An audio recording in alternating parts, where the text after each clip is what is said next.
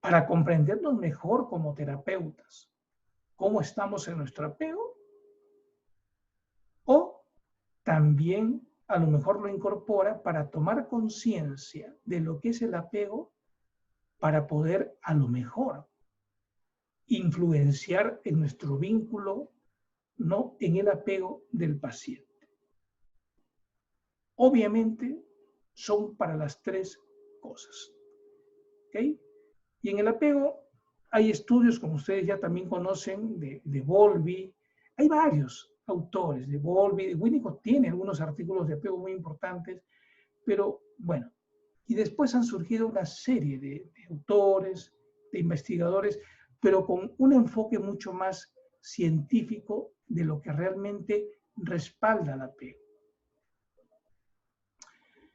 En terapia de esquemas se hizo un estudio para ver cuáles son las actitudes que pueden comprender un patrón de paternidad negativo y que puede crear esquemas.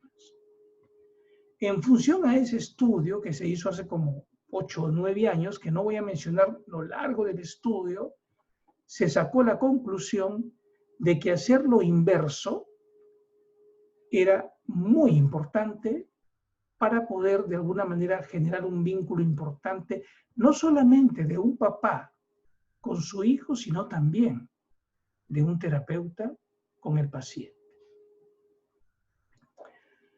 Recordando, no le voy a mencionar ahorita pues el argumento, pero después sí, que el apego tiene una representación en el cerebro que se le llama sistema de la felicidad, así tiene el nombre en neurociencias, que se puede reconstruir a pesar de que ese apego puede haber sido fragmentado por experiencias no muy gratificantes al inicio de nuestra vida. De ahí se parte.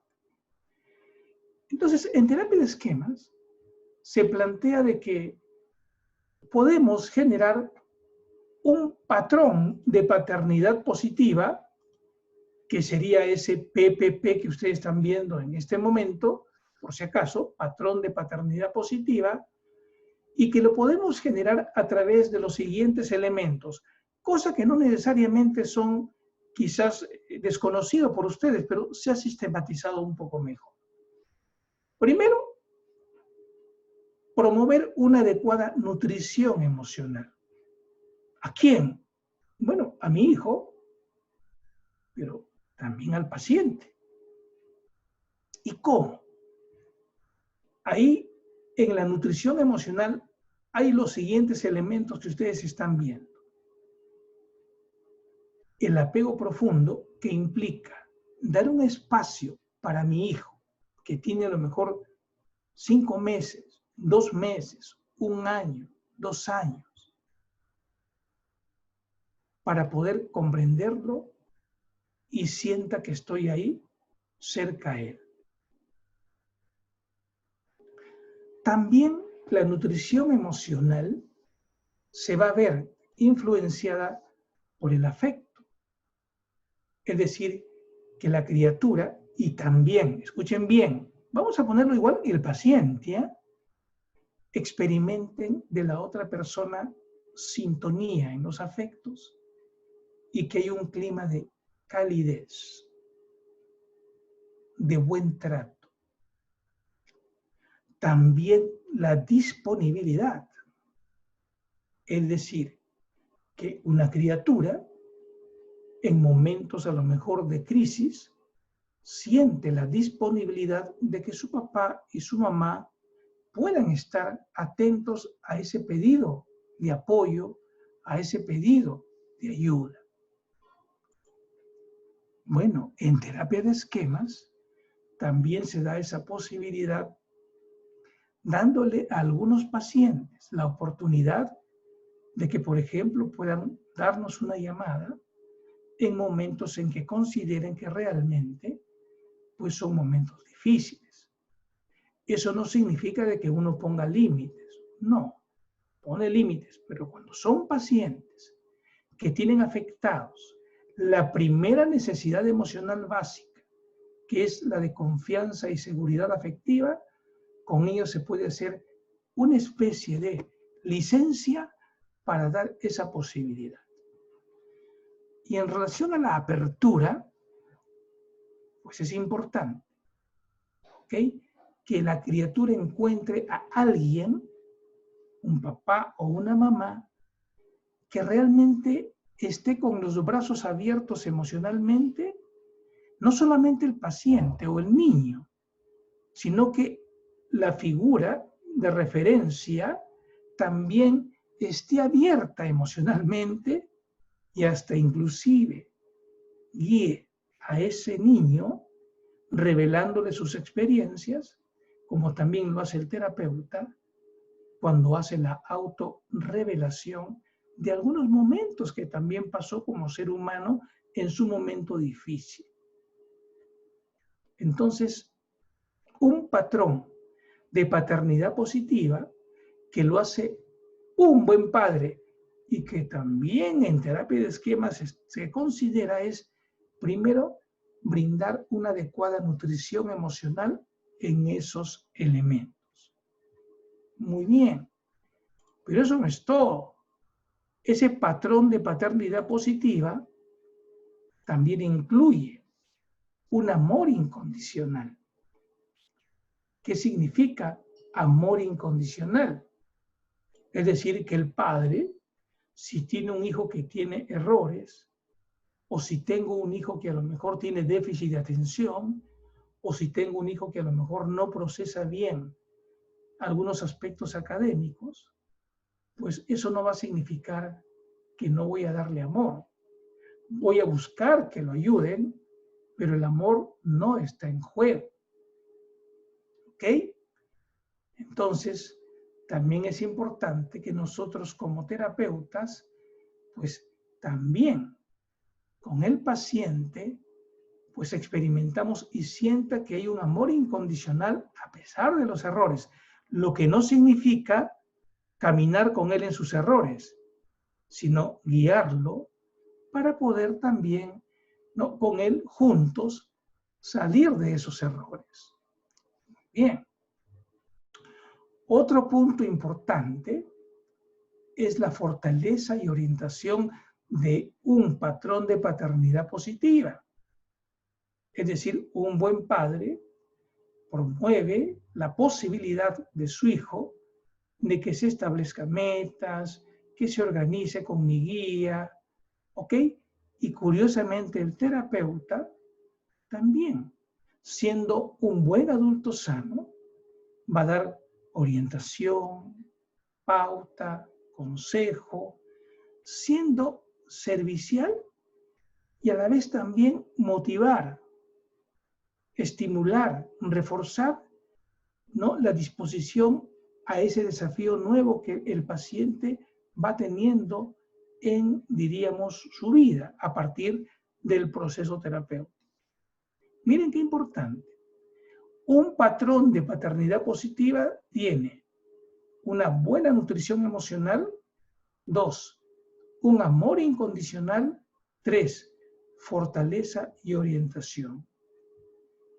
Hay que ser conscientes de eso que favorece un patrón, repito, de paternidad positiva que genere un apego sano para que también nosotros como terapeutas tengamos en cuenta esas variables, porque al final nuestra relación con el paciente es de vínculo, de también en lo posible un vínculo sano o un apego saludable. Muy bien. Ahora, Jeffrey Young, creo que ya ustedes conocen, pues señala que todos los seres humanos tenemos 5 necesidades emocionales básicas. Las menciono solamente. La primera es la de que uno encuentre como ser humano cuando nace un lugar que me dé confianza, seguridad básica y sobre todo un afecto estable. Segundo, que el ambiente en el que estoy me vaya dando poco a poco cierta autonomía e independencia, por más que tenga 8 meses, 1 año, 2 años. Tercero, que también me den la oportunidad, por más que me equivoque, de expresar lo que yo deseo, lo que yo siento, lo que me agrada.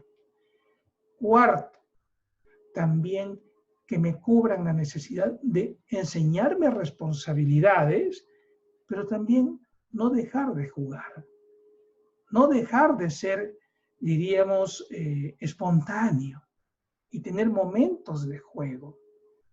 Y una última necesidad que también es importante y que todos somos conscientes, es que también me enseñan a tener límites, a poder tener vallas adecuadas para una buena convivencia. Y esa quinta necesidad se llama límites reales. Ya ustedes saben, por lo que hemos estado conversando en varias ocasiones, que cuando una de estas 5 necesidades o más de una no se satisface de la forma más pertinente, vamos a desarrollar nosotros lo que se llaman trampas vitales o también esquemas mal adaptativos tempranos. Muy bien. Ekman hace una descripción, no es una novedad, que él señala de que las emociones básicas con las que uno nace son prácticamente el miedo, que todos conocemos, la tristeza, el disgusto o rechazo y la ira. Y a esto le acompaña una emoción positiva que es la alegría. No es que estas emociones sean malas, sino que son emociones básicas con las que uno nace, sino que se pueden contaminar en función a un buen apego o mal apego, sobre todo en crianza. Seguimos. Ahora, cuando estas emociones, sobre todo las negativas, ¿ok? El miedo, la tristeza, el enojo, el disgusto, y se intensifican en nosotros o en un niño, él señala claramente, y es válido, que es como si fuese un tablero, ¿no? Que señala que hay una alarma y que algo está pasando en alguna de estas necesidades emocionales. ¿Ok? Es como si fueran botones rojos que nos van a avisar, siendo adultos inclusive, si a lo mejor alguna necesidad básica de las 5, por más que tenga 64 años, está siendo a lo mejor no muy bien satisfecha. Posiblemente. Por ejemplo, si a mí me dicen en este momento que tengo coronavirus, es válido, natural, que se encienda ese tablero y lo que va a emerger probablemente es el miedo, como una emoción totalmente válida, natural y humana.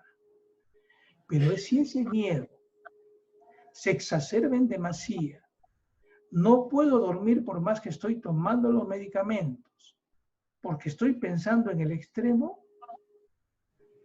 ¿qué está pasando?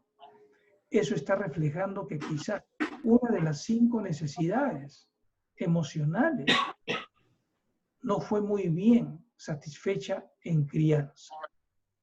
¿Y cuál podría ser la segunda necesidad?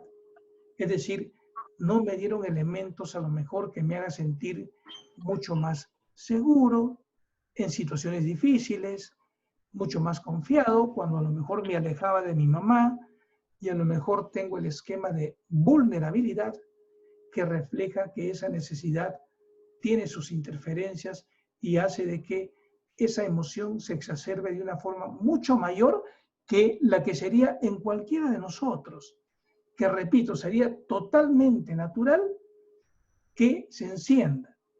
La pregunta es que se enciende, pero ¿qué pasa cuando se queda pegado ese tablero o esa emoción? Ahí viene el problema. Bien, seguimos. Aspectos importantes del apego. ¿Ok? Miren, cada vez más,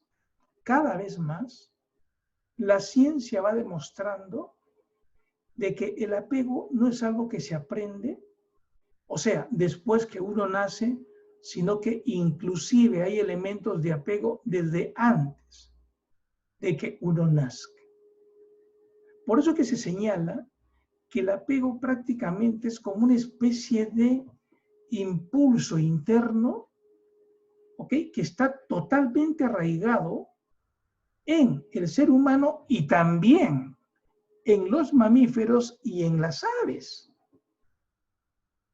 O sea, esa disposición, ese tipo de orientación, ese tipo de intento de vínculo, no es por miedo, sino que es porque hay instintivamente, una vez más, cada vez se ve eso en la ciencia, que tiene un sustento y un sustrato totalmente neurobiológico, que impulsa a la criatura y a todos los seres humanos y también algunos a los animales, menos los reptiles, a la necesidad de conectarse con otra persona.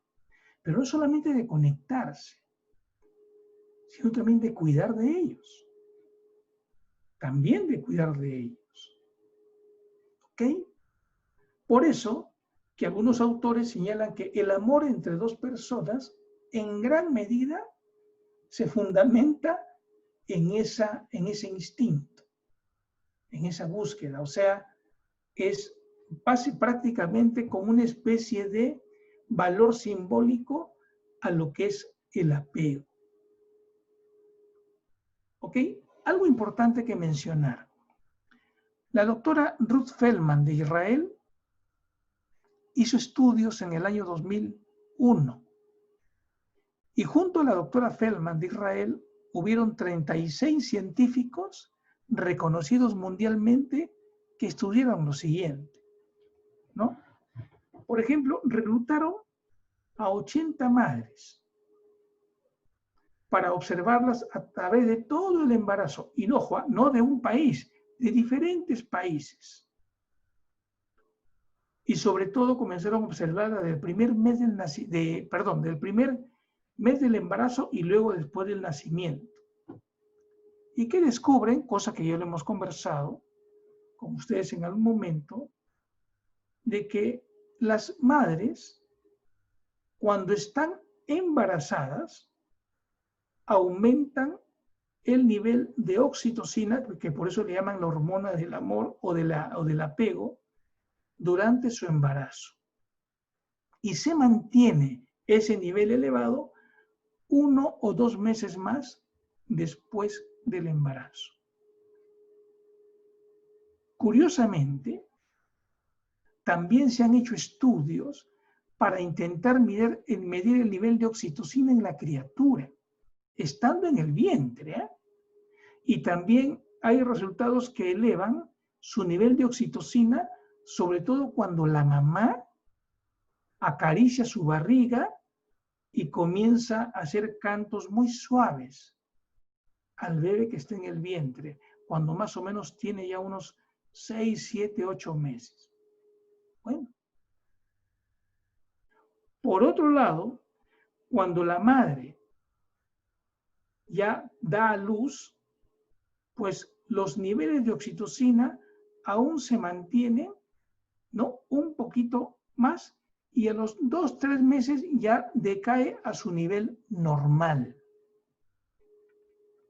Pero han descubierto que cuando esa mamá tiene su criatura, y la criatura tiene, ponte 2, 3 meses, cuando lo acaricia al bebé, le agarra su carita, lo cambia, le canta, lo toca, en los dos se elevan los niveles de oxitocina.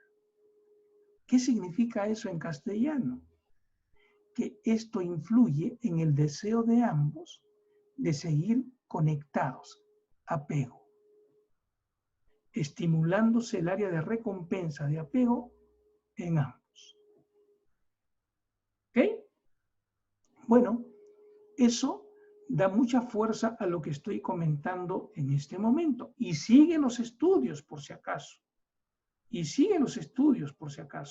Solamente agrego lo siguiente. La doctora Feldman, dentro de ese estudio, también cuando hizo este reclutamiento de parejas, que fueron 80, como les digo, parejas, mamá y papá, midieron el nivel de oxitocina del papá a los primeros meses que dio a luz la mamá, y también en ellos se elevaba el nivel de oxitocina, siempre y cuando que en el papá, ojo, siempre y cuando que en el papá, pues el papá pasaba momentos con su hijo de cambiarle pañal, de darle su biberón, de cantarle también. Conclusión de la doctora Feldman es: la paternidad es biológica como la maternidad. O sea, yo, papá, si me comprometo con mi hijo o mi hija en la crianza, al margen de que trabaje, por lo menos en las noches un momento, lo cargue, lo haga dormir, le dé su biberón, ayude a la mamá, pues mi nivel de oxitocina se va a elevar significativamente en mi persona y en la criatura que yo tengo en ese momento. Eso es bien interesante que lo tengamos en cuenta, y son estudios que ha hecho la doctora Feldman y que siguen haciendo esos estudios. Y hay un principio que se señala en terapia de esquemas, que está ahí puesta. Los sistemas de apego, miren, ahora entienden, ¿no? Y cuidado, son el pegamento en nuestro sistema social. O sea, miren qué importante que en la familia, si hubiese un buen apego, no digo 100%, porque tenemos errores, pero miren qué sociedad podríamos ser, ¿no? Con uniones mucho más sanas.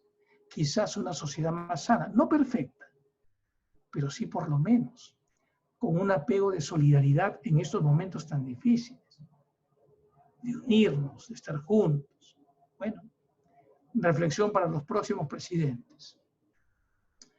Ahora, el apego también es importante que ustedes tengan en cuenta. Repito, es un vínculo que inicialmente se establece, como estoy señalando, entre la mamá y la criatura.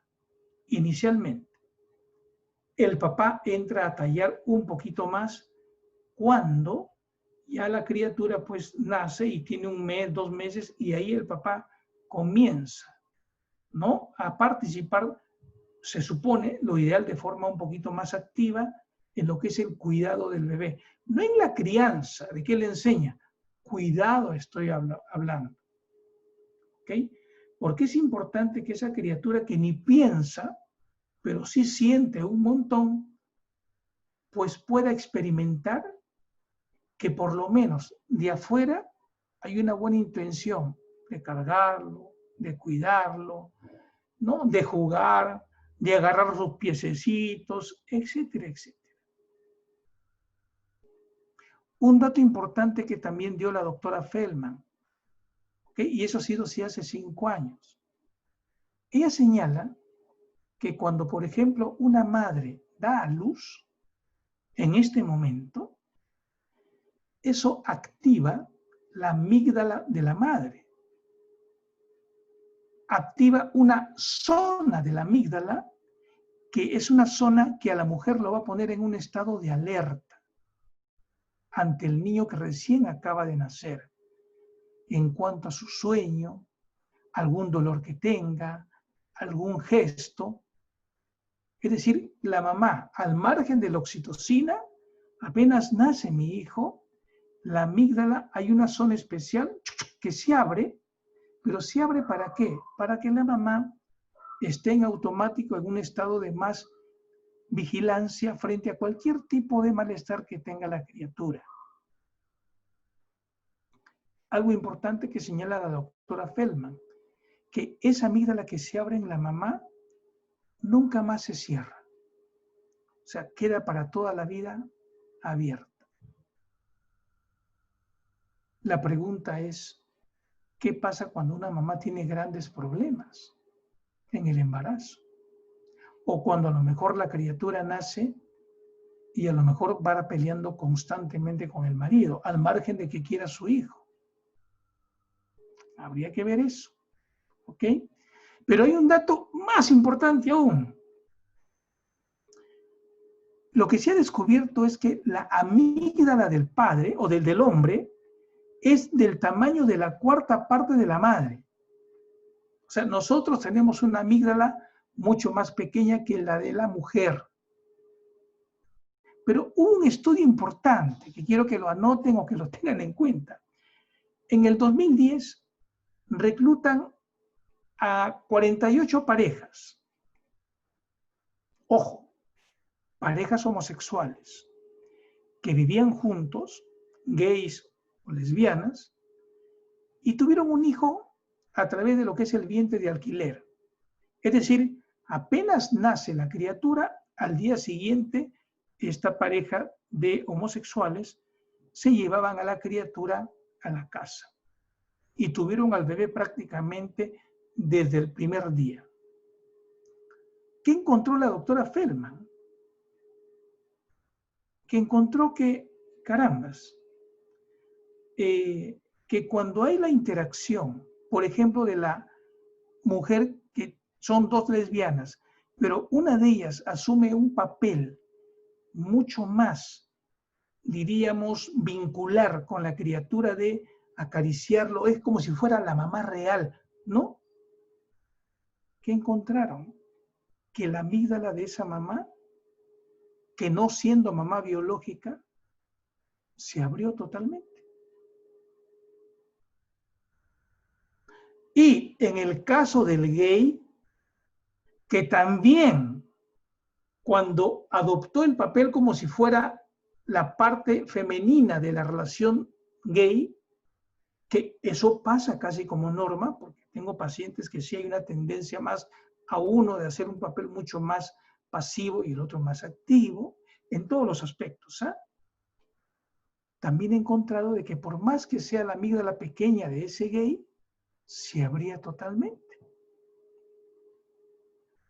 ¿Cuál fue la conclusión de la doctora Feldman? Dijo, carambas, esto implica que más allá de lo biológico, es el compromiso en la crianza lo que activa la amígdala. Miren qué hermosa lección. Y no les cuento mi historia porque yo lo siento que pasó eso conmigo con mis hijas. Algún día les comentaré por qué. Yo tengo una amígdala muy abierta con mis hijas. ¿Ok? Muy bien.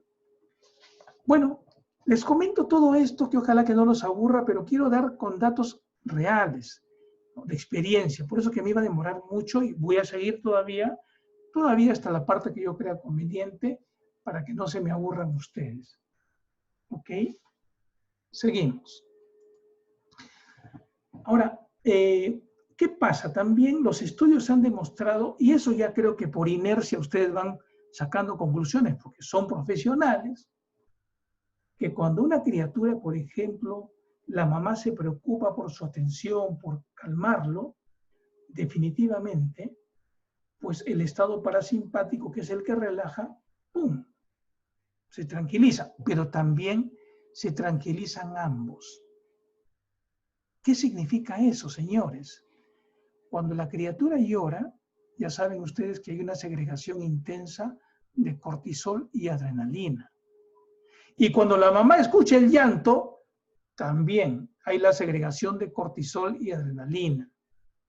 Pero cuando la mamá llega, se acerca y a lo mejor no está, escuchen bien, molesta porque llora la criatura, sino que entiende la vulnerabilidad del niño, ¿qué va a pasar? Ambos comienzan a dejar de segregar cortisol y la oxitocina comienza nuevamente a tomar volumen. Vamos. Doctor, pero usted está hablando de una utopía. O sea, ¿usted quiere una mamá y un papá perfecto? No. No.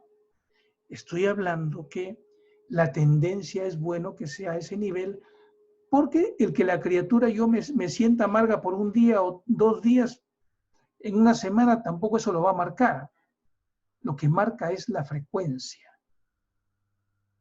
y la intensidad de respuesta con la criatura, por si acaso. No hay padres perfectos, eso no existe. ¿Ok? Y seguimos. Bueno, lo que le comentaba, ¿no? En esa interacción que hay de mamá con la criatura y de papá, no nos eximimos los padres. Con la criatura, a la hora que nos estamos conectando, va a haber entonces liberación, ya no solamente de oxitocina, que es la hormona del apego, sino también de endorfinas. Es como si ambos, papá e hijo, mamá e hijo, tuviéramos una especie de alprazolam biológico, porque estamos juntos. Sin embargo, si esa conexión con regularidad, ojo, con regularidad, no digo por ahí de vez en cuando, falla, entonces ahí sí, ¿qué va a pasar con la criatura?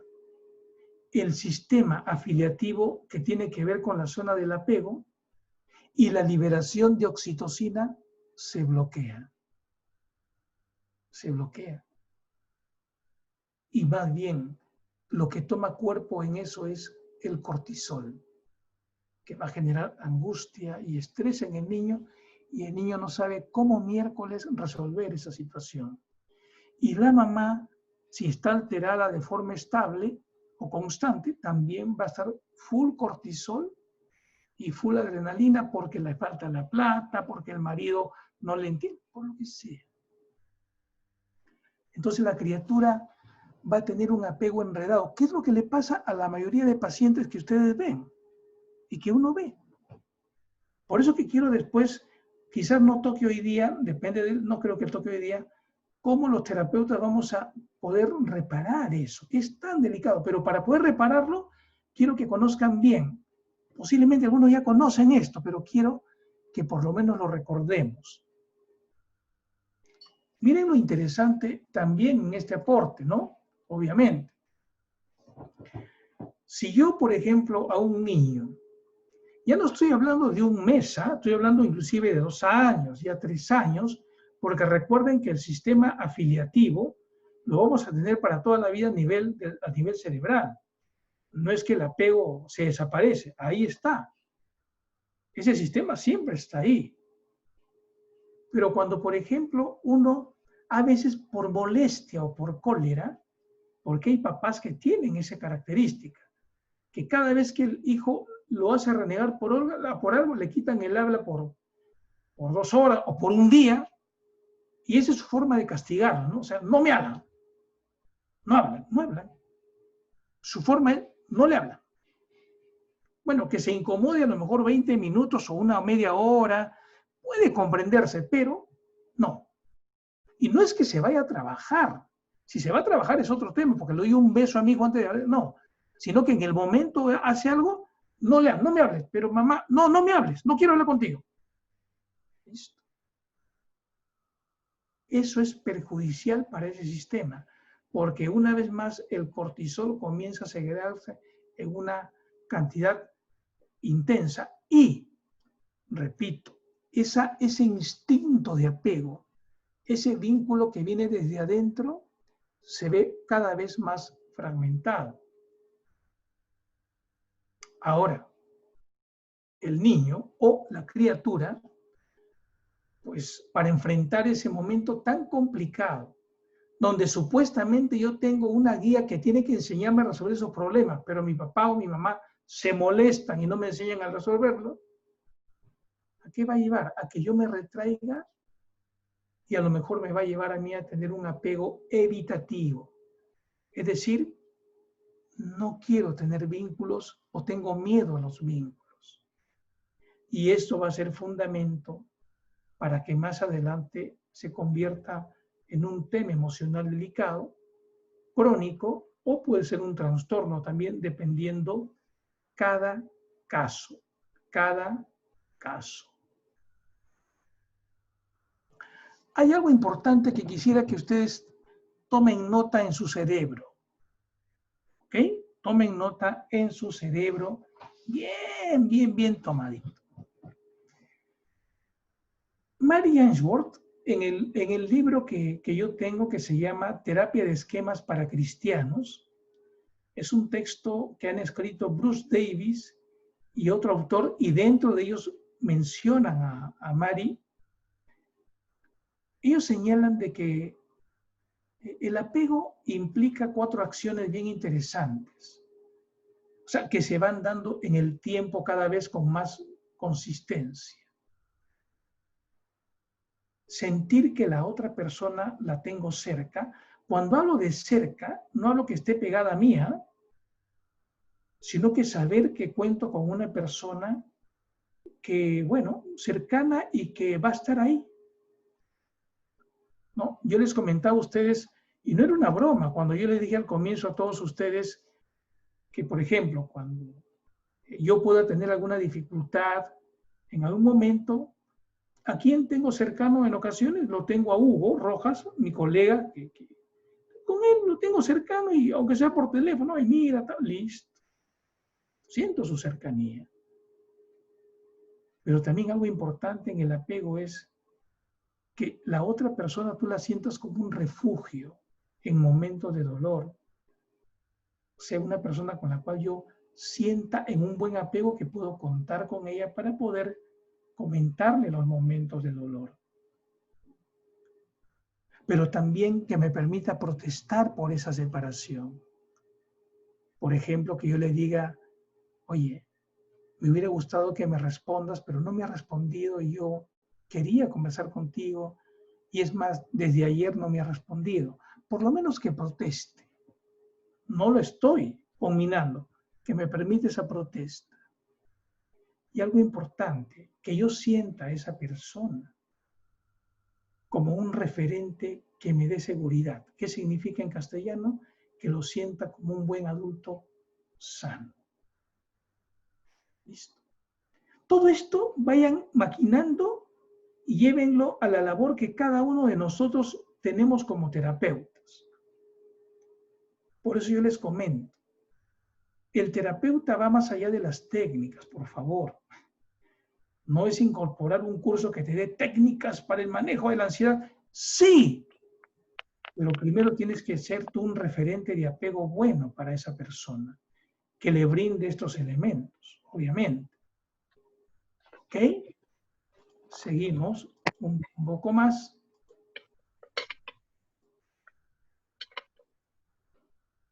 A ver. Se me quedó pegado, creo. A ver. A ver.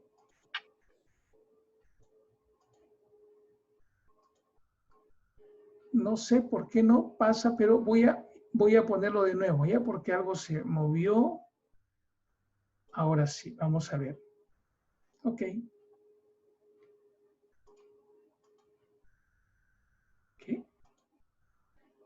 No pasa la diapositiva. A ver si Pedro me ayudas. No pasa la diapositiva a pesar de que... A ver, vamos a ver de nuevo. Disculpen ustedes. Acá está, presentación, compartir. No pasa, qué raro. A ver, voy a cerrarlo un ratito la diapositiva y lo voy a ver de nuevo. No sé qué pasó ahí. Disculpen ustedes. Disculpen, voy a salir un ratito.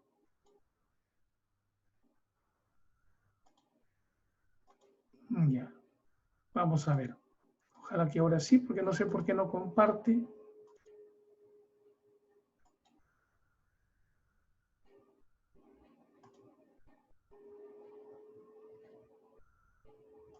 Un segundo.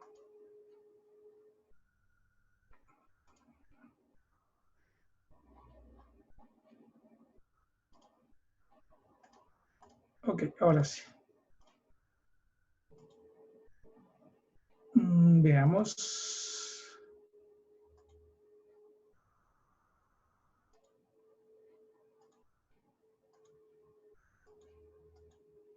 Ok. Hay teóricos del apego, porque repito, en este texto de terapia de esquemas hay buenos aportes, donde mencionan tanto a Jessica Benjamín, que en el año 95 hicieron una serie de investigaciones, y Alan Shore en el 2003, donde agregan otro elemento importante que tiene vínculo con lo que estamos hablando, que tiene que ver con la sintonía. Y obviamente cuando hablamos de sintonía estamos hablando de las famosas neuronas espejo, ¿no? Que fue descubierta por un neurocientífico, si no me equivoco, italiano, no me acuerdo el nombre ahorita, pero bueno, fue el que hizo este estudio interesante, ¿no? Que definitivamente refuerza lo que estamos hablando en este momento, ¿no? Es decir, repito, cuando curiosamente el niño expresa alegría y la mamá también expresa alegría, hay una sintonía. Curiosamente, cuando el niño está triste o está con miedo y la mamá también expresa en su gesto un poquito de un rostro de pena, de bondad, de compasión, el niño se calla. Pero si, por ejemplo, yo como papá, el niño llora y yo ni siquiera le hablo, sino sonrío, el niño no deja de llorar. Es decir, lo que han descubierto es que mientras tú más espejo eres del niño, con un gesto, el niño va a encontrar calma porque a pesar de que no piensa, va a sentir que hay sintonía, o sea, que están ahí entendiendo sensorialmente. Es curioso. Curioso. Hay un tema interesante que quizás me detengo un ratito para hacerle mención. El doctor Ed Tronick, no sé si lo conocen seguramente por algunos estudios, psicólogo, hizo un estudio en la Universidad de Harvard en el año 68. Es muy conocido, no sé si han visto ustedes el estudio que él hizo del rostro inexpresivo, hace muchos años, ¿no? 68, donde él pudo comprobar de que, por ejemplo, a las mamás primero jugaban con los niños, teniendo los niños aproximadamente pues unos de 3 a 5 meses, ¿no? Estaban en la sillita, jugaban, o estaban echaditos, jugaban la mamá, y el niño se emocionaba y la mamá se emocionaba, ¿no? Lo que estoy hablando ahorita, la sintonía. Pero después se le decía a la mamá que tiene que dejar 2 minutos de expresar cualquier tipo de emoción en su rostro. O sea, su rostro neutral 100%. ¿Qué pasaba con los niños, los bebés? Percibían esto y se reían. Luego lloraban porque se daban cuenta las criaturas que no había una respuesta. Y otros se comenzaban a meter su dedito a la boca. Es decir, el doctor Tronick, psicólogo famoso en investigación, señala pues que cuando el bebé nace, o sea, cualquiera de nosotros, nacemos con la capacidad de interactuar socialmente, porque es algo integrado biológicamente, porque la criatura ni sabe. Y si la relación se interrumpe, como el ejemplo que estoy planteando, cuando la mamá se ponía inexpresiva, pues tiene un efecto emocional muy poderoso en el bebé y también en el adulto, porque ambos se ven en ese momento interferidos en el apego. Pero hay un estudio que hizo pues hace más o menos creo que 8 o 10 años, que le agregó algo. Y miren lo interesante, hizo lo mismo. Hizo exactamente el mismo estudio, pero ahora quiso medir algo diferente. Él quería ver el nivel de cortisol que las criaturas podían segregar en este tipo de experiencias cuando la mamá tenía un rostro inexpresivo, que no lo había hecho en el primer estudio. ¿Qué pasa en esas investigaciones? Pasa lo mismo, ¿ok? La mamá habla, y luego un rostro inexpresivo, y luego, bueno, miden, repito, los niveles de cortisol de la criatura ante el rostro inexpresivo. ¿Qué significaba eso? ¿Qué vio Tronick? Véanlo en YouTube.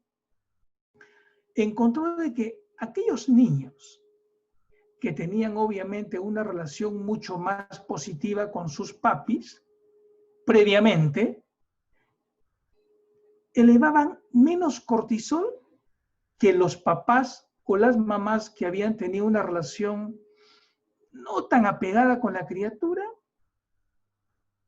de tal manera de que el estrés en el niño, a nivel de cortisol, de los primeros que habían tenido una relación positiva, era mucho más bajo que los otros que sí tenían una cantidad fuerte de cortisol. Yo sé que ustedes van a decir, pero eso es lógico. No, no, pero hay que comprobarlo. Esto implica, para Tronic y para nosotros como terapeutas, primero, de los padres, cuán importante es estar atentos a las necesidades del niño. O si una mamá es esclava. No digo eso. Pero por lo menos estar un poco atentos, ¿no? Si estoy ocupado, tendré que trabajar, pero cuando estoy cerca conectándome, estar un poco leyendo su necesidad hasta donde pueda. Pero acá viene el tema. Como terapeutas de esquemas y también como terapeutas en general, cuán importante, al margen de la técnica que yo aplique, es leer cuál es la necesidad insatisfecha de mi paciente, de fondo. De fondo. Para eso hace una historia. Para eso hace una historia. Más que las pruebas, bajo mi criterio. Más que las pruebas. ¿Ok? Seguimos. Y vamos cerrando ya con algunas más. Bueno, acá viene casualmente lo que les comentaba, ¿no? Que las primeras experiencias de apego son muy importantes para el cerebro del niño. ¿Ok? Ahora, acá también hay otro tema importante. Otra vez más. En Singapur, la doctora Anne Rickfin, hizo un estudio en el año 2015. A ver, hizo que, bueno, primero quiso estudiar los cerebros de los que recién tenían pues 15 días de nacido, 20 días. Porque lo que querían estudiar era cuáles son estudian las diferentes formas de paternidad que puedan tener esos niños que nacen y los efectos en sus cerebritos. Pero para eso tenían que estudiar los cerebros a nivel de imagen en todas sus estructuras de pequeñito, apenas nace. Por eso que apenas nacen, les toman una serie de exámenes de imágenes a los niños. Yo he visto el video y es bien complicado porque eran chiquititos, ¿no? Pero los hacen jugar, pero les toman. Y luego de 6 meses, les toman nuevamente y escanean el cerebrito del niño. Y evalúan los estilos de paternidad que tuvieron esos niños en los diferentes, obviamente, tipos de crianza. ¿Qué cosa evaluaron, no? Evaluaron cómo la mamá reaccionaba en esos 6 meses, ¿no? Ante algunas acciones de los niños, ¿no? De los bebés. Por ejemplo, su llanto, o que el niño no mejor, qué sé yo, botaba su biberón, o sea, ¿cómo reaccionaban las mamás? ¿Y qué encuentran, estimados amigos, colegas? Que encuentran que las imágenes del hipocampo diferían de acuerdo al estilo de paternidad que se habían dado en esos 6 meses. ¿Qué significa eso en castellano? Los que tuvieron un cuidado menos responsivos, es decir, papás que eran un poquito, no un poquito, que eran indiferentes al llanto, ¿no? De la criatura, esos bebés tenían un hipocampo más grande que los niños que habían sí tenido padres que eran un poquito más conectados. ¿Pero qué significaba eso para lo de neurociencias? Que el hipocampo tiene que ver con lo que es el estrés y el aprendizaje. Y vieron que cuando una criatura tiene un hipocampo muy grande debido a que no han habido padres muy responsivos en ese apego, la criatura por supervivencia, como tiene un hipocampo más grande, reflejaba que los bebés tienen que, así no sepan cómo, intentar manejar su propio estrés, porque no recibían los elementos de apego que he mencionado hace un momento, los 4, de parte de mamá o papá. No porque eran malos, sino porque a lo mejor descuidaban ese aspecto. Sin embargo, cuando un papá o una mamá estaba mucho más atento a los elementos de dolor, de malestar de la criatura, esos bebés tenían un hipocampo más chiquito. ¿Y qué significa eso en neurociencias? Que el bebé aprende a sentir que el lugar es mucho más seguro, entonces no se estresa y eso le da la posibilidad de más bien interesarse en explorar el entorno. En cambio, el primero, más que explorar el entorno, está más o sea, diríamos, su organismo está más vinculado a cómo soluciono el estrés. ¿Okay? Entonces, la experiencia que el niño recibe ha de ser de atención y cuidado para que puedas garantizar un buen apego y, ojo, un buen apego genera un buen desapego. Un buen apego genera un buen desapego, ¿no? Entonces, eso se refleja en esta diapositiva, ¿ok?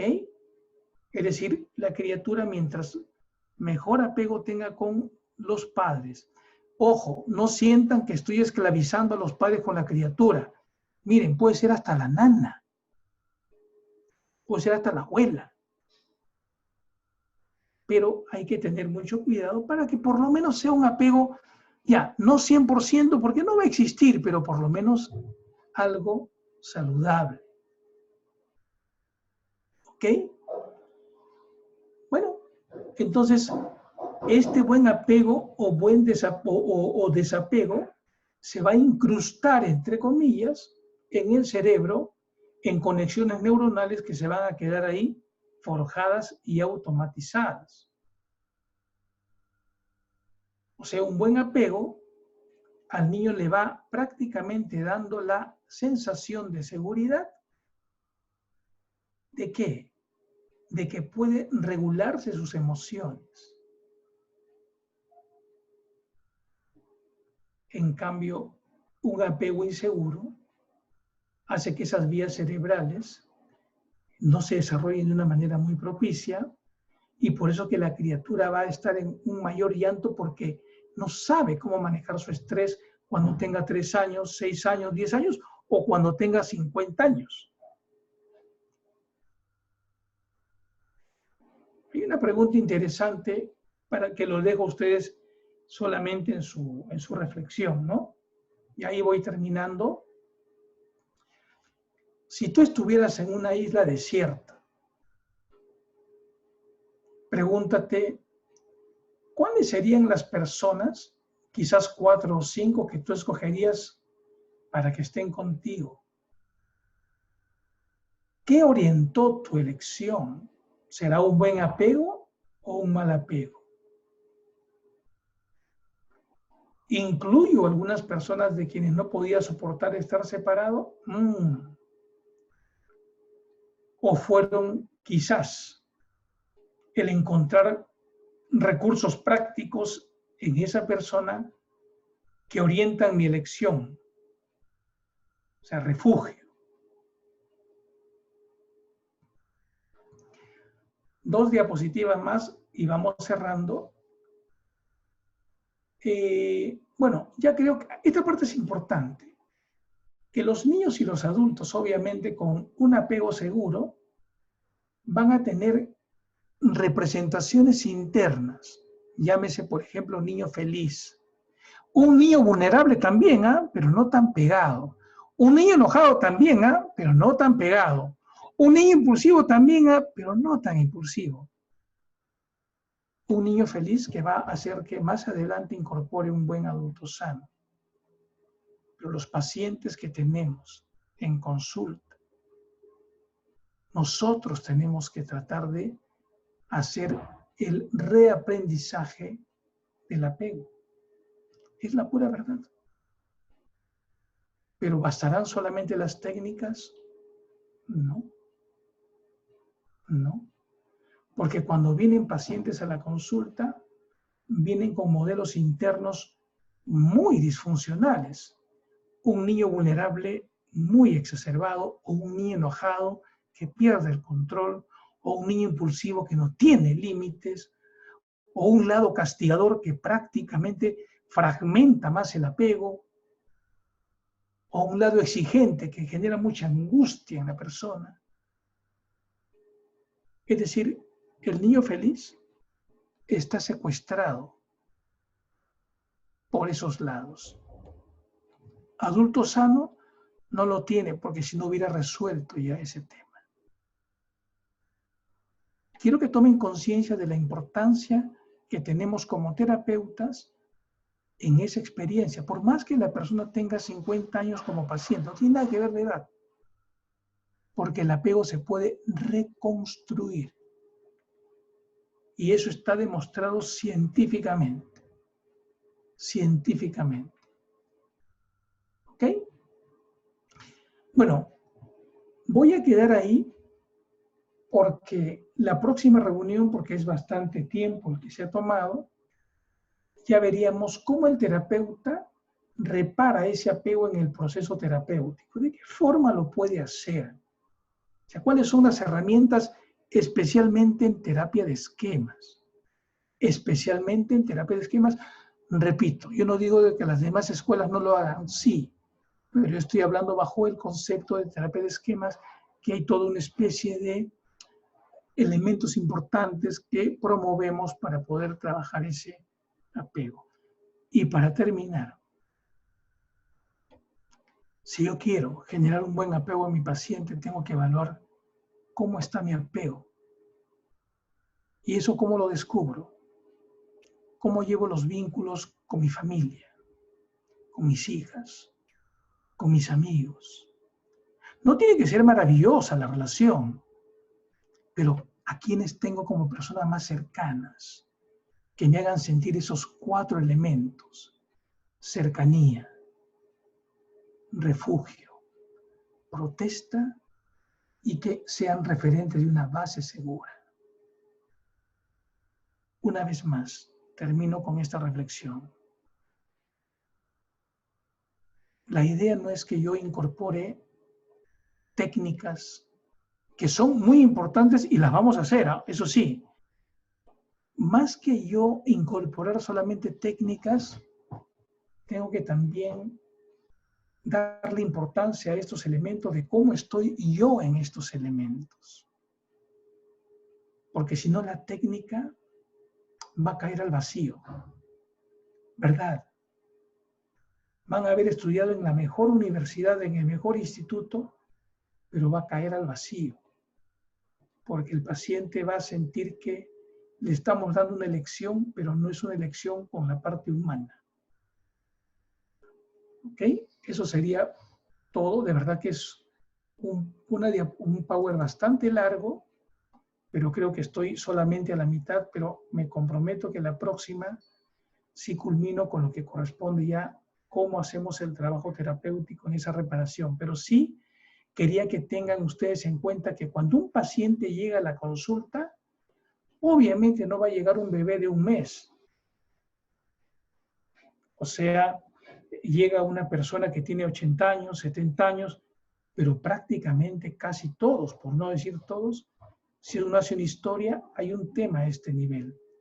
Por lo tanto, como terapeutas, tenemos que saber nosotros, o sea, cómo trabajar eso, que lo veríamos la próxima reunión, ya esa parte terapéutica. Pero sí acuérdense de este concepto para que hagan un trabajo de prevención con las mamás, pero más que eso, para que nos revisemos cómo estamos nosotros en este concepto, si hemos mejorado, espero que sí, para poder hacer un buen apego con el paciente, porque si no la cosa no va a funcionar.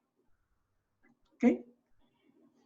Bueno, dejaría ahí, Pedro, para algún tipo de comentario, aporte, ¿no? A lo mejor algo que se me ha pasado.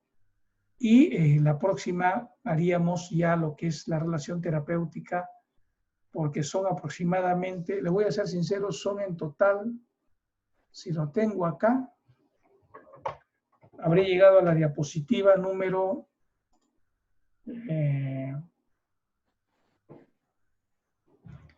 sí, estoy en la diapositiva, sí, número 22 y son 42. Entonces, era un poco difícil que pueda acabar ahora, así no hayan hablado mis colegas por el aniversario, ¿no? Porque le dije a Pedro, es un tema interesante, y disculpen si me he detenido mucho en algunos puntos dándole la información que tenía también el elemento científico, porque la otra parte es un elemento de complemento muy importante también. ¿Ok? Yo siempre digo, para conocer al amigo o al enemigo, o para vencer al enemigo, hay que conocerlo muy bien, ¿no? Si no, no vamos a trabajar bien. ¿Ok? Muy bien, no sé. A ver, Pedro, algún aporte o no sé, ¿no? No sé si alguien quisiera participar, más bien si hubiera alguna pregunta, sí les recomendaría de que sea una pregunta acerca del tema, más que tal vez un caso específico o una asesoría específica, puesto que es un poquito complicado hacer eso. No sé si es de que hubieran preguntas o ya nos esperamos hasta la segunda parte de este tema interesante del apego. A ver, aquí dice, usted mencionó que el desarrollo de la maternidad y paternidad en función al contacto al niño. Mi pregunta es, ¿la madre puede estar más pendiente del niño porque también cubre las necesidades fisiológicas del bebé? Pero si el padre no es muy cercano físicamente con el bebé y si la madre quiere poner al bebé delante del niño, si no hay una disposición del padre, ¿no se puede fomentar el apego seguro?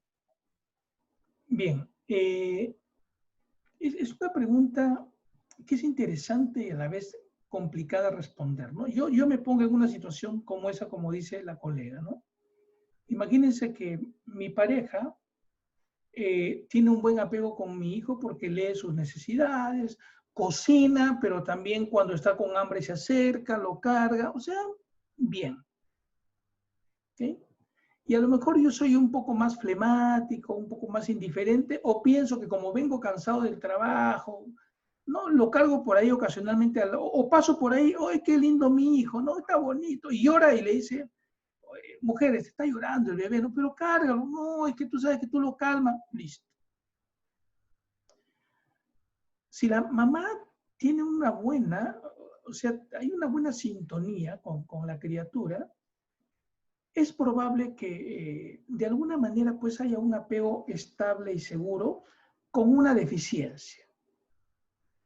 No digo de que va a ser, pero no necesariamente va a generar un gran problema. El problema es que esa mamá, si a lo mejor con justa razón reclama a su esposo porque no la ayuda y está fastidiada y cargo yo a mi criatura que yo la amo, una mamá que ama a su hijo, la cargo, ¿no? Y le digo, mira, mi amor, ya yo te voy a calmar, hijito, ya yo te voy a calmar, pero no está sintonizando. Por más que quiera su hijo, en lo que su hijo siente y lo que ella le está dando porque ella está fastidiada con su esposo, bueno, ahí sí, como señala Bruce Stevens, por ejemplo, y el propio, este autor que les comentaba de Harvard, que es el doctor Tronick, él señala en estudios que eso también lamentablemente se va a influenciar en el apego en la criatura si la mamá asumiese ese tipo de respuesta de ser responsiva pero con angustia o con molestia porque tiene realmente problemas con su pareja. Entonces ahí esa base no sería tan segura, ni la del papá y la de mamá que está muy angustiada. ¿Ok? Pero si la mamá fuese una persona que definitivamente tiene sus fallas, pero sabe cómo manejar el tema de su esposo, bueno, ya perfecto, lo asume, pero no pues con angustias extremas. La mamá sí puede sintonizar bien a su hijo y a lo mejor, mira, hasta tiene mejor apego que si los papás estuvieran juntos viviendo toda la vida. Puede darse el caso, ¿no? Entonces, y también mucho depende, también señala la doctora Feldman, por ejemplo, el embarazo. O sea, que una mamá que haya sintonizado muy bien con su criatura en el embarazo. O sea, mientras mayor oxitocina, señala la doctora Feldman, desarrolle la mamá con su hijo estando en el vientre a partir del 6º mes, esa criatura va a nacer, entre comillas, dice, con una mayor disposición, sin angustias, a hacer un vínculo más rápido con la mamá. Pero si la mamá, estando embarazada, tiene grandes problemas, encima nace y el esposo... O sea, yo estoy respetando de que no es que hay padres perfectos, sino que eso nos lleva a una gran responsabilidad como adultos, como personas, ¿no? Si voy a tener un hijo, bueno, ¿cuál es mi condición? No solamente económica, sino también emocional, ¿no? Porque curiosamente hay parejas que tienen un hijo porque piensan que como tienen un hijo, eso a lo mejor va a solucionar su problema de pareja. Es loco, ¿ah? Imagínate. ¿Ok? Eso sería Pedro. A ver, hay también otra pregunta. ¿Cómo se puede sostener el apego seguro con un bebé prematuro, aislado en una incubadora, porque la mamá dio positivo de COVID-19? Obviamente, no vamos a negar, no vamos a negar que esa criatura va a experimentar, vamos a llamarle así, su cortisol se va a elevar bastante. Pero felizmente, como no va a estar separado eternamente, salvo que la mamá fallezca, ¿no? La mamá puede recuperar, porque recuerden lo siguiente, por favor, como terapeutas, pongas esto en la cabeza. Si el apego no se pudiese reparar, todos los que estamos acá en esta plataforma, nuestro trabajo no se realizaría, ¿verdad? Porque nosotros como terapeutas lo que hacemos es reparar el apego del paciente y que aprenda a satisfacer esas necesidades emocionales que no se satisfizo por años. Se repara el apego. Eso es lo lindo de este trabajo que tenemos todos los que estamos acá, lo hermoso. Porque no es un trabajo de sacerdote. ¿En qué sentido? Respetando a los sacerdotes. Y soy católico, por si acaso, y tengo... No, pero yo decía a mi amigo sacerdote, oye, pero tú escuchas, pero no das pautas, ¿no? Es que no es nuestra labor, y tienen razón, por eso que el amigo sacerdote me mandaba pacientes para que yo los vea, porque yo veo la parte espiritual. Entonces, nuestra labor no es escuchar solamente, sino que al margen de escuchar es cómo refuerzo ese vínculo. Que se enoje conmigo, que se enoje, y yo le guiaré si a lo mejor el enojo, que está bien, que lo haya expresado, pero como terapeuta analizamos por qué ese enojo. A lo mejor tiene validez, a lo mejor lo atendí tarde, pero lo escucho. Yo tengo clarito los 4 puntos en mi cabeza cada vez que yo tengo un vínculo con mis hijas o con el paciente o con mi esposa. Cercanía, refugio, ¿ok? Base segura y protesta. Siempre evalúen eso en un vínculo que tengan con un amigo o con una pareja. Están los 4. Con tu paciente tienes que dar los 4. O sea, que te sienta cercano, que sienta en ti refugio, pero no refugio para escucharlo, comprenderlo y guiarlo. Tercero, protesta. Puede expresarte un malestar contigo, porque quizás no no lo mirabas a la hora que te estaba hablando. Cuarto, que te sienta como una base segura. En este libro de terapia de esquemas para cristianos, que lo he escrito 2 terapeutas de esquemas cristianos exclusivamente para los cristianos, ¿sabes? Para que sean cristianos de corazón y no por esquemas, dicen ahí, ¿no? Hay un ejemplo interesante, ¿no? Dicen, miren, esos 4 elementos de apego, dice, ojo, respetando el credo de cada uno, lo pongo como referencia del texto, dice, estaba en Cristo. Y le preguntan, ¿y cómo así?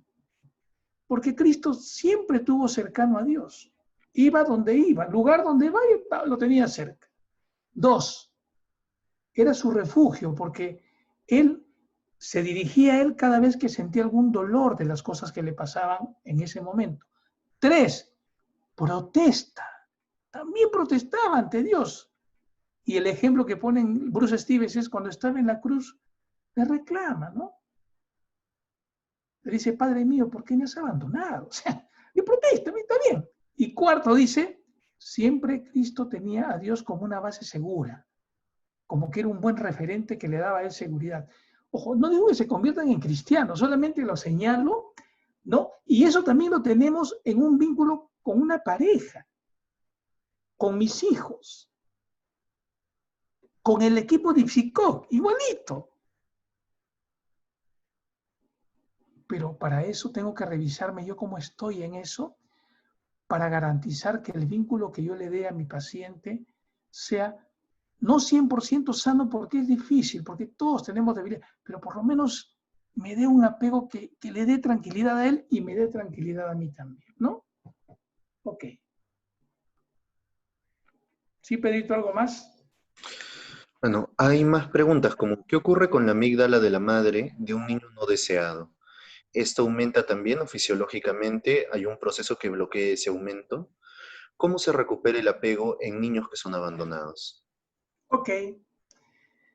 Todo eso que están preguntando, les juro que yo he revisado a la doctora Feldman, que es una trome. Ojo, ella no es psicóloga, ella es neurocientífica, que le encantan estos temas. Y yo también le decía qué pasaba con ellos y aprendí de ella, de sus lecturas, y de Tania Singer, que también tiene escritos interesantes en neurociencias. Ellas no son psicólogas, no, si no les interesa el apego, ¿no? Por ejemplo, es cierto, si por ejemplo, a ver, vamos a imaginar que yo sea una mamá que esté esperando un hijo, pero no lo deseo al hijo porque el papá me violó, pues, ¿no? O porque a lo mejor el papá me enteré que era infiel a los 2 meses de embarazo y lo odio. Y llevo un embarazo fregado. ¿Qué va a pasar ahí? Primero, los niveles de oxitocina no se elevan, ni en la mamá, dice la doctora Feldman, ni en la criatura, porque han hecho esos estudios. 2, por lo tanto, cuando la criatura nace, se supone que los niveles de oxitocina de la mamá usualmente están elevados, no están elevados. Entonces, ¿qué pasa? La mamá tiene una depresión más fuerte. Tercero, le preguntaron, ¿y la amígdala se abre? Se abre, pero como tiene el sistema de apego de oxitocina interferido, abres una puerta, pero nadie entra. Hasta que la mamá quizás algún día resuelva sus temas que le ha pasado. ¿Qué significa eso? Que esa criatura va a sufrir. Va a sufrir. Porque si tengo una mamá así, la pregunta es, ¿y mi instinto de conexión? ¿Qué hago con eso? Esa criatura se va a retraer. Y va a tener un hipocampo, ahora entenderán, más grande que el Estadio Nacional. Y va a llevar una vida donde va a estar muy, muy angustiada dentro de sí mismo, porque a lo mejor su vida no tiene sentido, porque no sabe qué hacer en este mundo. ¿Se puede reparar? Sí. ¿Complicado? Sí. ¿Por qué complicado, doctora? Bueno, primero porque La historia te dice que ha sido desde el embarazo y el nacimiento. Ah, por eso nomás. No. Porque para que tú puedas ver a ese paciente, tú mismo tienes que tener un buen apego. No con el paciente, sino en tu vida. De tal manera de que tú seas un buen referente. Por ejemplo, el paciente border. El border viene con un apego totalmente destruido. Por eso que muchos terapeutas que ven border no quieren ver border. Yo digo, no quieren ver porque no saben las técnicas o porque le moviliza mucho el apego. No sé, no sé. Entonces el terapeuta, mientras más apego vaya mejorando, no lo tenga 100%, con el border le va a ir mejor. Porque así el border a lo mejor le diga, pues, eres un cobarde al terapeuta. Bueno, lo escuchará primero. Entenderá que está molesto y conversarán qué hace que lo vea así. Pero si yo soy una persona que no tengo ese tipo de conocimiento, manejo, experiencia, voy a pensar que el borde es un malcriado nada más, pues, ¿no? Yo no digo de que no le pongamos límites, sí, pues, pero ¿con qué le pones límites? ¿Con tu esquema o con tu adulto sano? Una vez, en la universidad donde yo enseño, tuvimos una reunión hace muchos meses de profesores. Estábamos en una reunión de consejo. Y se quejaban de las alumnas A, B, C, H, D, que es así, que es asá, ta, ta, ta, ta, ta, ta. Y yo le decía, bueno, las alumnas tienen sus esquemas, pues, ¿no? Sí, sí, sí. Pero yo les pregunté a todos ellos, y me incluí, ya, ¿y quién evalúa los esquemas de nosotros? Les dije yo. ¿Quién? Para saber qué parte nuestra está manejando la alumna. ¿La parte sana o nuestros esquemas? Sería bueno, le digo, que todos seamos evaluados. Me incluyo, le dije, todos. Porque ¿qué lado enseña? Ahora, acá hay una reflexión importante. Miren, escuchen bien, ¿eh? Los que trabajan en niños o con niños y en colegios, cuán importante que esto que estamos conociendo ahorita le inculquen a los profesores. Porque los profesores son los que también tienen una influencia relevante en el apego de los niños. Por favor, o sea, ellos son los que pasan más tiempo con las criaturas cuando están en un nido, más aún cuando están en primaria. Y ojo, un niño que entra a nido, ¿a quién le damos? Yo siempre he pensado que en todo colegio, así como hacen escuela para padres, sería ideal que se haga un taller de escuela para docentes. Igualito. Entonces, no se trata de ver el colegio que enseñe más, que mientras más pagas, o sea, vas a ver inglés, todo lo que quieran. Yo para mis hijas no digo qué colegio, busqué un colegio que más se basaba en principios y valores, de verdad. Me interesó siempre eso. Colegio regular, no era muy caro, particular, pero vi eso y me gustó. ¿Por qué? Porque la veo que ellas han incorporado muy el valor de la solidaridad, del compañerismo. Lo tiene, pues. Entonces, hasta en eso, ¿no? Por eso, aquellos que trabajan en prevención en un colegio o con niños o con un papá, no le digan, no lo castiguen, pues si se ha hecho un mal apego, no digan, ya se ensartó, señora, su hijo. No, puede repararse, díganle, con esos 4 elementos, con pautas y tips, que no les voy a dar acá, obviamente, porque eso demora un montón. Pero sí es trabajable. Es trabajable. Hay más datos en neurociencia, pero repito, no vamos a sacar hasta las 5 horas. Por eso decía, esto parte de un curso de formación, pero sí quería compartirlo con ustedes. No ahora toda la parte, porque la próxima semana seguiré, pero por lo menos esta parte que la tengan clarita. Ok, no sé, algo más. Me gustaría escuchar a los colegas que ya también tienen años de experiencia, ¿no? Los que están en la plataforma, para ver si es que coinciden o a lo mejor hay algo que puedo estar errado y a lo mejor aprendo y me corrigen. O sea, porque a mí me parece, y sigo leyendo esto, estoy leyendo más, cada vez más de este tema, pero la base científica. Hola. Sí. Bueno, ahora Hola. sí, dejamos abierto, Pedrito, el alcance. Hola. ¿Quién es? Hola. Hola, a ver si reconoces mi voz. Ah, ya, Liz, ya, Alicia, ya. Estoy tan Ya. cercana a ti y me refugias en tu corazón. Lo que pasa es que escuchaba una voz bastante joven y buscaba, pero era mi amiga Alicia. Ay, Dime, Alicia, amigo, dime, amiga, dime. amigo, definitivamente coincido contigo y me alegra muchísimo, a ver, como diría, muchísimo que durante todo este tiempo de la pandemia seas mi maestro.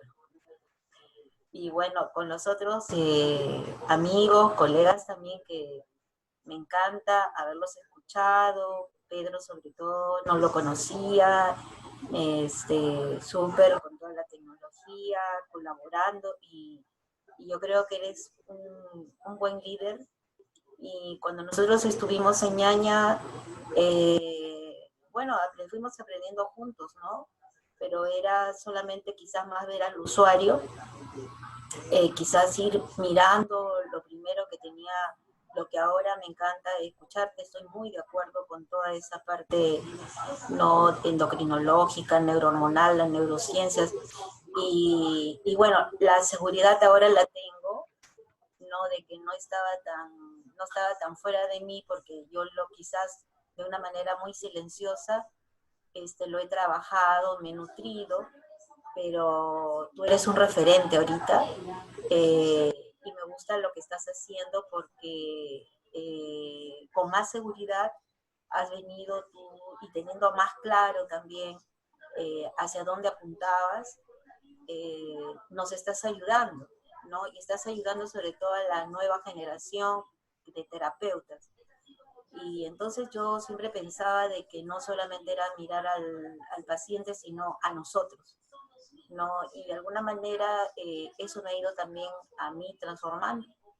Pero ahora yo veo que esa transformación es muy beneficiosa durante este tiempo, ¿no? Y hoy día que estamos juntos, son 34 años de IPSICOP.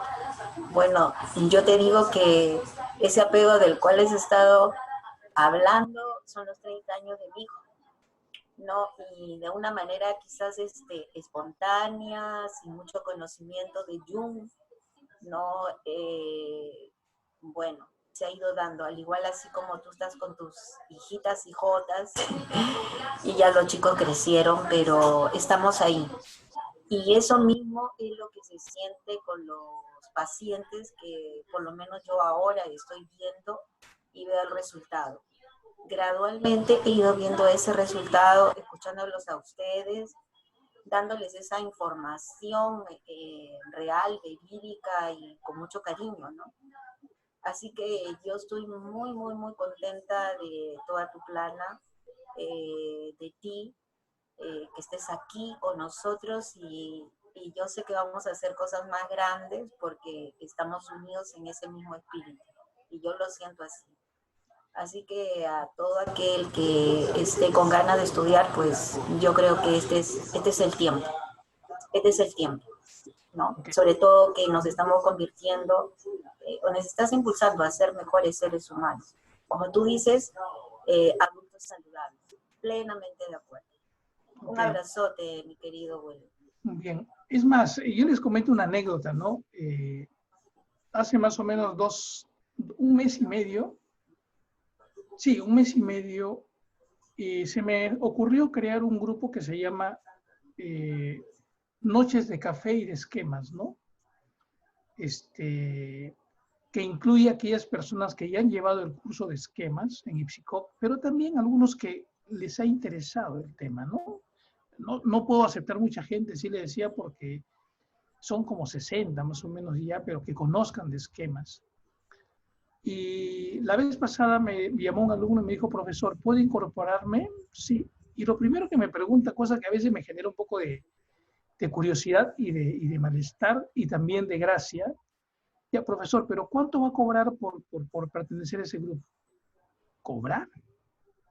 Ah, sí, le dije, de verdad, eso tiene un precio. ¿Cuánto es, profesor? Tu presencia, nada más.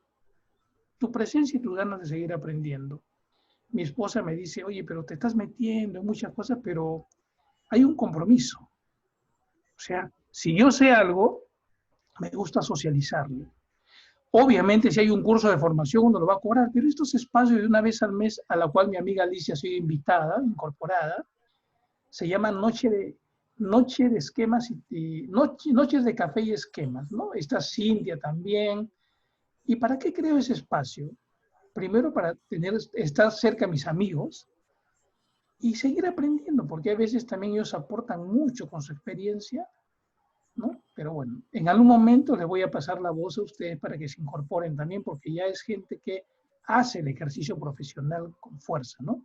Así es.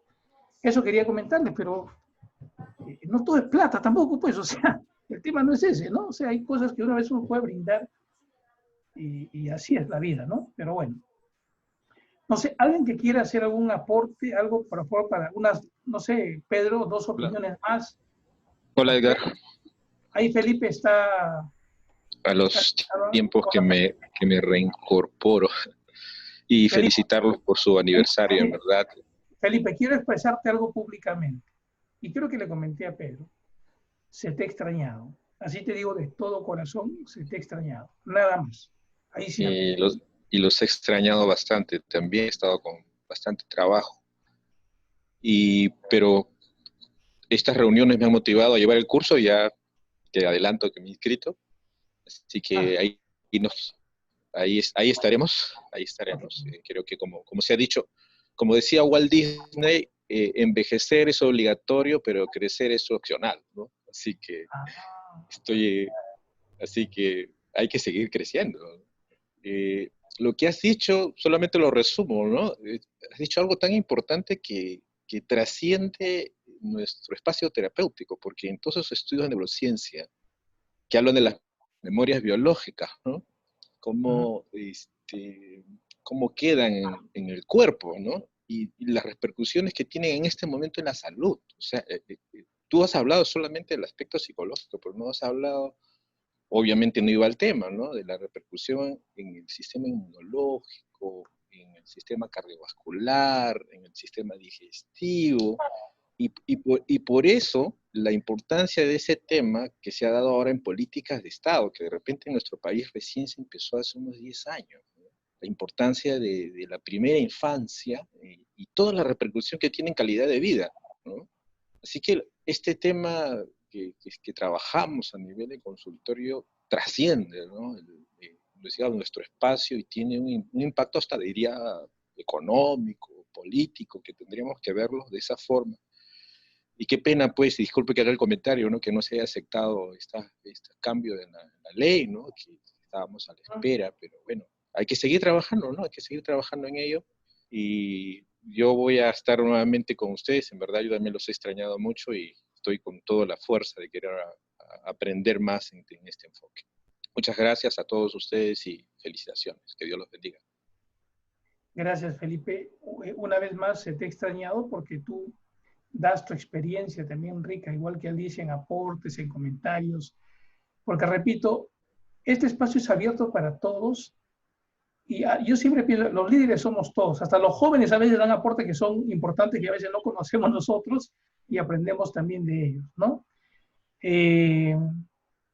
Sí, tú has dicho algo importante, ¿no? Que quizás es bueno que se reflexione el impacto que tiene de estos elementos en el aspecto físico también, porque como seres humanos no está separado pues mente y cuerpo, no todo está integrado y definitivamente hay efectos en todo nivel, ¿no? En todo nivel, ¿no?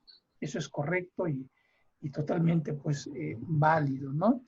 Y solamente para terminar algo importante, o sea, lo que tú decías, Felipe, tú has dicho algo muy importante, ¿no? De que el aprendizaje nunca culmina.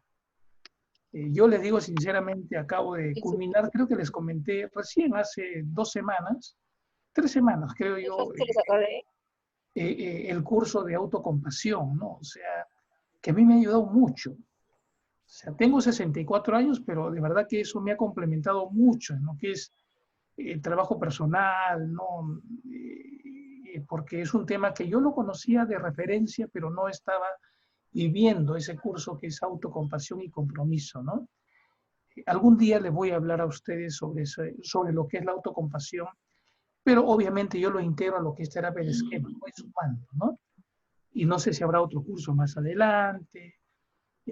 Sí, siempre estaré buscando algo que me enriquezca como ser humano. Y si me enriquece como ser humano, me enriquece para con el paciente, porque así es el tema. Más que voy a aprender para mi paciente como persona y luego para con el paciente. Y más bien después, Felipe, me gustaría coordinar contigo, igual que está pendiente Alicia, si podían ustedes aportar algún momento un tema un día jueves por su experiencia. El tema que ustedes crean conveniente.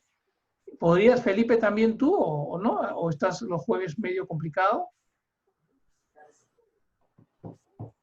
Es cuestión de organizarme, Pedro. Pedro, perdón, Edgar. No, pero es bueno que Este, coordines con Pedro para ver qué jueves sería y el tema que... Porque sí me gustaría que tú también por tu experiencia, igual que Alicia, pues igual que Elsa, aporten, también ustedes, pues, ¿no? Porque que los conozcan, ustedes también tienen experiencia y quizás mucho mejores que yo en otras cosas, o sea, en otros temas, ¿no? Pero sí me gustaría, Felipe, contar con tu apoyo y también a Alicia y también a Elsa.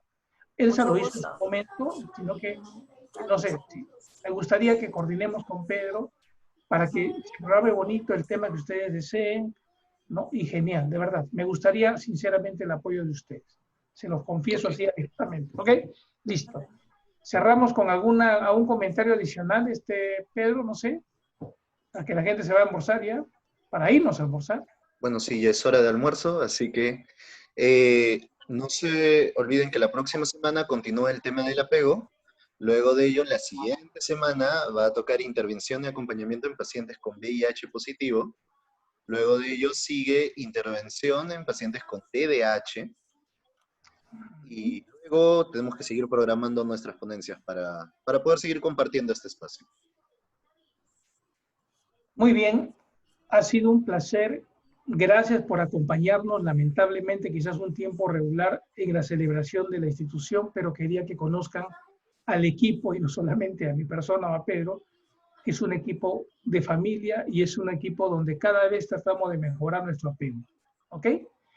Gracias a todos, gracias Pedro, gracias Felipe, gracias Alicia, gracias Elsa, gracias Ligia, gracias a todos los que el día de hoy nos han acompañado.